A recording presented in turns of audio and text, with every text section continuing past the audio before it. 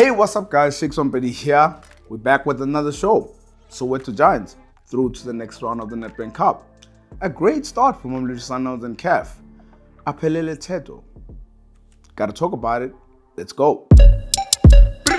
That's how it goes? They keep asking about the best when they know it's me. Okay. Asking about the rest when they know it's me. Straight in, I guess. You know it's me. Maritzburg United versus Kaizer Chiefs. This was one of the best ties this past weekend in the Nedbank Cup. Gotta say, Kaizer Chiefs had majority of the ball. Kaizer Chiefs started really well. It seems like they're starting to do that more frequently now, starting really well. And something that they did differently this past weekend was they were taking shots. So every single time Duduzi Shabalala had a shot, he took it. Christian took it. S2EP28 took it. So they were always testing King and Glover, which was something that was different and maybe something that they needed to do because they've been getting criticism on the fact that they don't get too many shots on target. The game changer was definitely the red card. I mean, we don't like to see games like this. You know, Maritzburg United was already struggling with the tempo of the game, especially in midfield. They were causing fouls. And once Maritzburg started settling in, you could tell that Pepper was making those runs, but the red card happens and it changes the game. You know, when it actually happened at that particular time, I asked myself, Travis Graham, why? You know, like why? Like, why ruin what could have been a classic of a tie? And he was the captain. I was so disappointed because he was already on a yellow card and he makes a tackle like that. And being the captain, putting his team in jeopardy. And that forced Fadlu Davids to make changes and bring off attackers that he didn't want to bring off that early. And that to hold out. But eventually, as the game went on, Chiefs kept pressing and pressing because they had majority of the ball, goes into extra time. Eventually, they get the goal through a mistake from King and Glovo. It was only a matter of time, and Christian getting his first goal too, so that's a good thing for Kaizer Chiefs. He was pulling off the Ronaldo and Messi celebration. Publications calling him the GOAT. Angazi, guys. Like, I think sometimes we're too quick with these words, eh? And as for Dupree also got getting on the goal. Mashiane with a great cross. Another thing about Mashiane that I quickly want to say, I saw the team was celebrating with him. They were happy for him in terms of how he put in that ball, and he came on and he made a change to Kaizer Chiefs. But he needs to do that more frequently for me. You know, he needs to do that more frequently. Every time you tie Chiefs youngsters, you think of Nkosi Mpile Ngobo, you think of Mduduzi Shabalala, you think of Wandile Duba, and you also think of Happy Mashiane. But with Happy Mashiane, it's a different case because you're just like, he's 25. You know, like he's supposed to be dominating at this current moment. And hopefully he gets chances to be able to show his talents. But when he does get those chances, he just needs to do it a lot more because sometimes I feel he's too nice. You know, sometimes you got to be a little bit nasty. That's what I would say. But Maritzburg United can be proud. They can be proud of their performance. I really do feel that if it wasn't for that red card, we could have potentially have seen an upset, that's for sure. Atazwane needed this. There's no two ways about it. He needed this because the pressure was building. You look at the league form, it was very poor. And you could even see like the way they exited the MTN8. That was not the way they were supposed to exit against the Mazulu. So if he had exited the Nedbank Cup this early, it would have just been way, way more pressure. But I also want to say this, you know, because people put that out there a lot. I'm hearing it in the media, in South African media quite a lot. So let's walk you through it, you know, because I'm an Arsenal fan too. So every single time people like to reference, but Arsenal and Arteta, you know, they gave Arteta time. You know, Arteta's one is also referenced the fact that Arteta was given time. But let's walk through it. So people tend to forget to mention this. Arteta's first season, he came in the middle of the season, replacing Unai Emery. He finished 8th. But he won the FA Cup. And on his way there, he beat City and he beat Chelsea.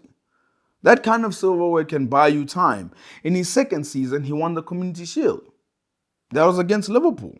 He finished 8th again. But he took Arsenal to the semi-finals of the Europa League. And then his third season, he finished 5th, challenging with Spurs towards the end of top 4. Didn't get it, but he finished 5th. And now we're currently in his 4th season. He's sitting top of the log against this Manchester City side with a Haaland in it.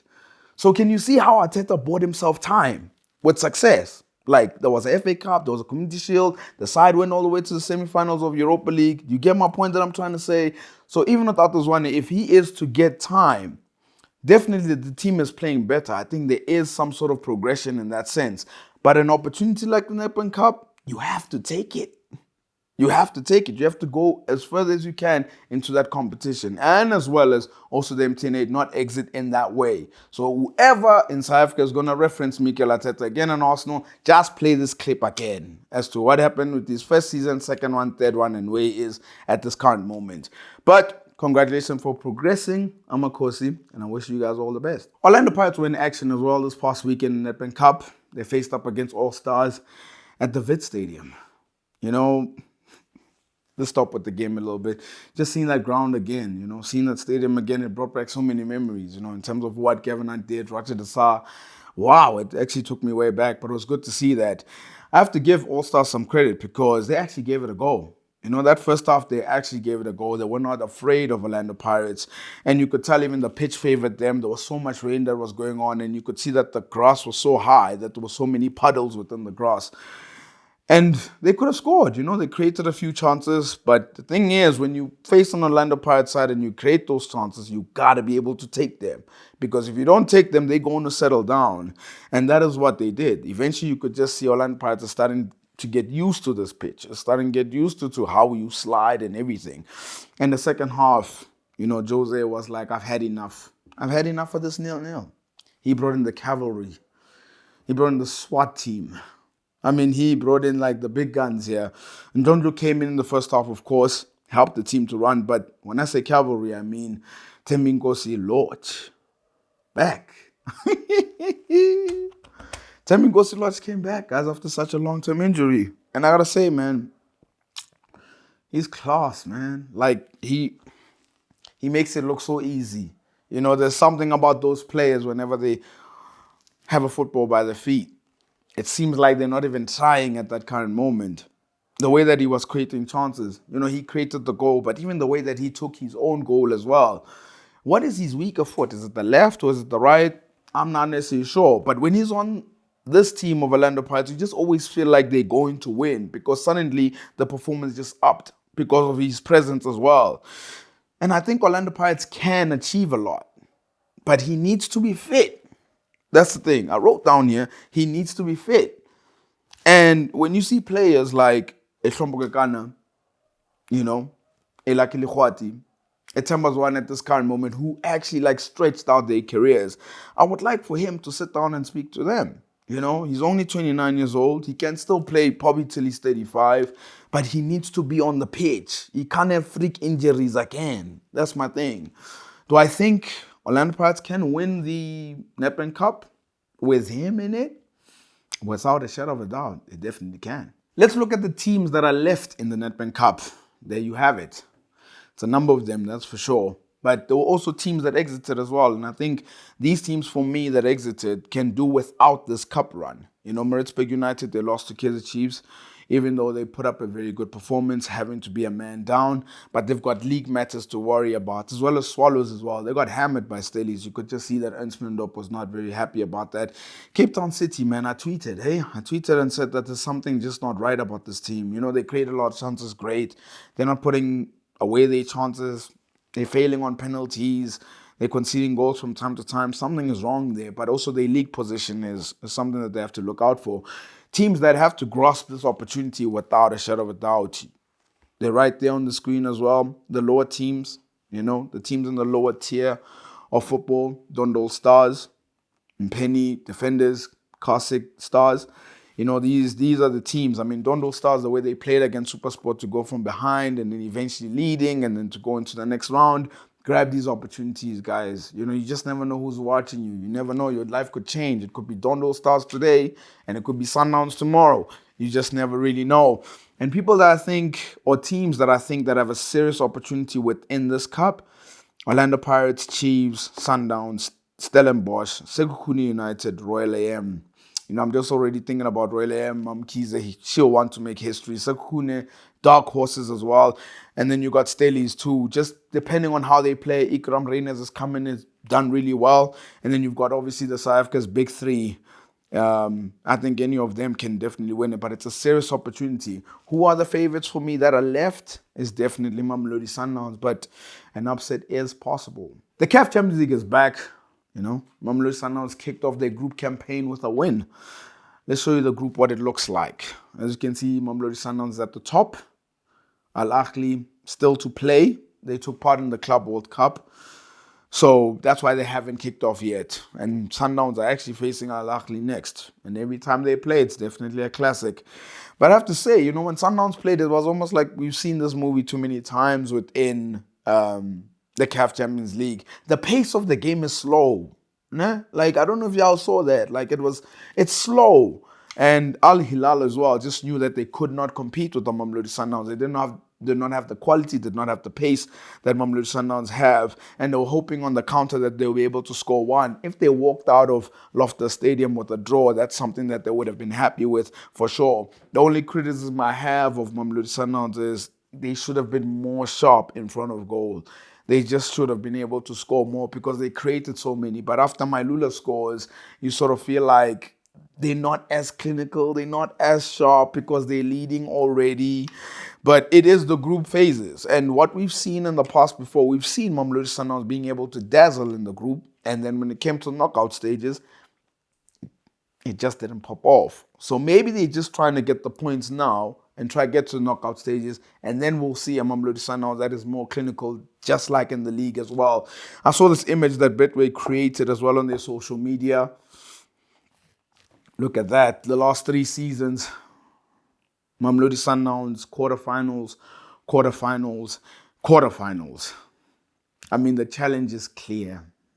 They have to make it to the semis. How Rulani does that, I don't know how he does it, but he just has to do it either way. And you look at the investment that they've put in, and there's been reports that they've been one of the high-spending teams within Africa as well. So you don't put that kind of investment and not try to get to the semifinals or a final. And I think Sundowns, even them, they know. You know, they just know that, like, if it's not semifinals, if we can't get past quarterfinals, I think they failed in the CAF Champions League.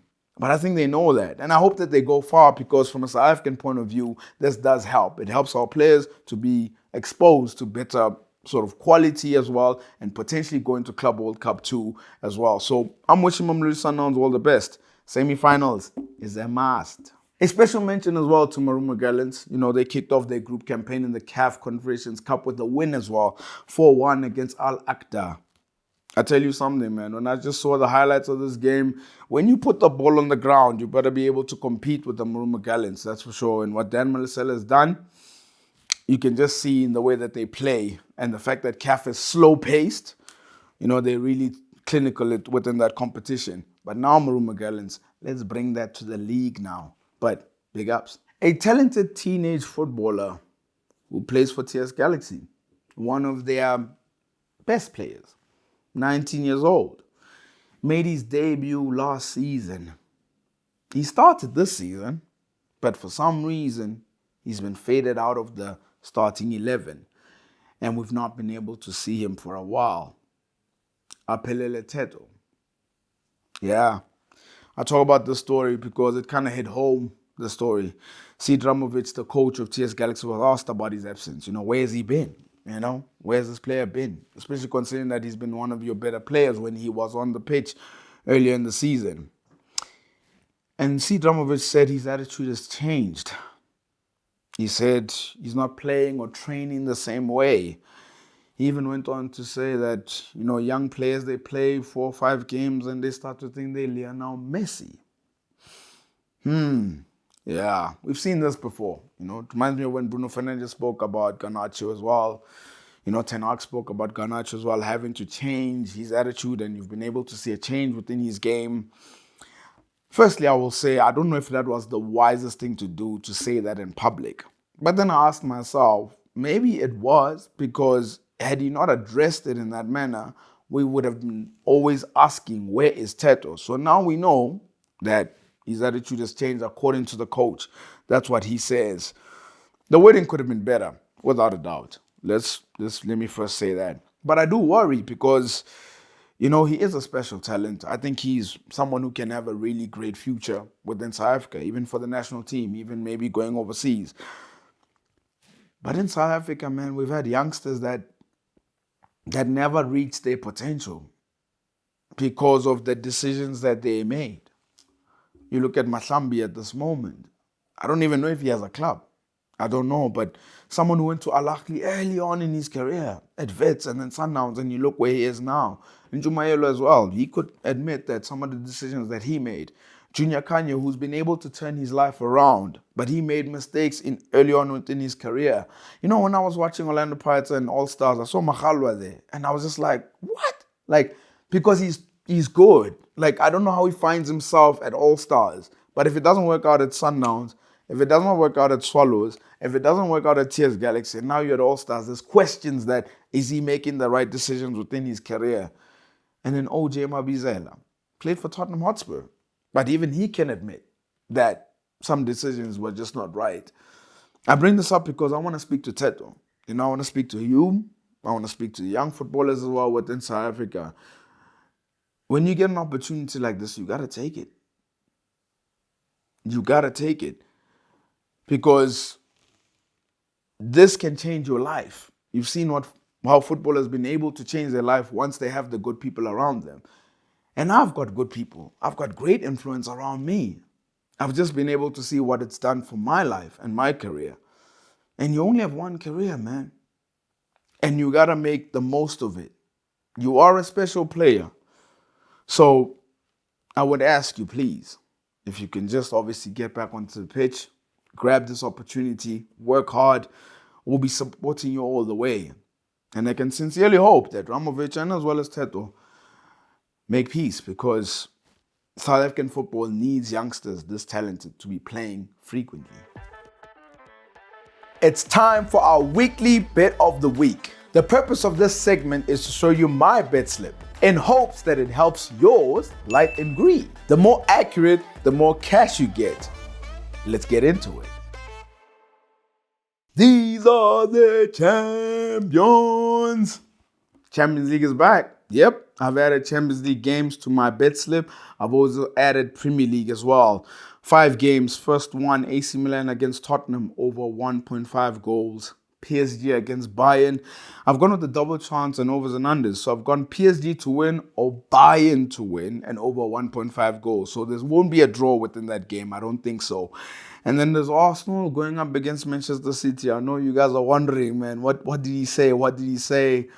I've gone with the draw and Manchester City win and over 1.5 goals. Yeah, that was not easy. Dortmund against Chelsea, I've gone with over 1.5 goals, and Bruges against Benfica over 1.5 goals. So I see a lot of goals happening. Putting $500 on that, getting 2.8K back, but thanks to the win boost of Betway, I'm going to be getting 3.1K back if I do win the bet, of course. Betway, thank you for that. That is sweet. And those are my selections. That is Bet of the Week, sponsored by Betway. Remember to practice responsible betting at betway.co.za. Until the next one, all the best. We've come to the end of the show, but check it out. This week, UEFA Champions League, Europa League, Premier League, La Liga, Nedbank Cup tonight. Sure, so much football, but I love it. Don't forget to like and subscribe and hit the notification bell so you're notified for future episodes.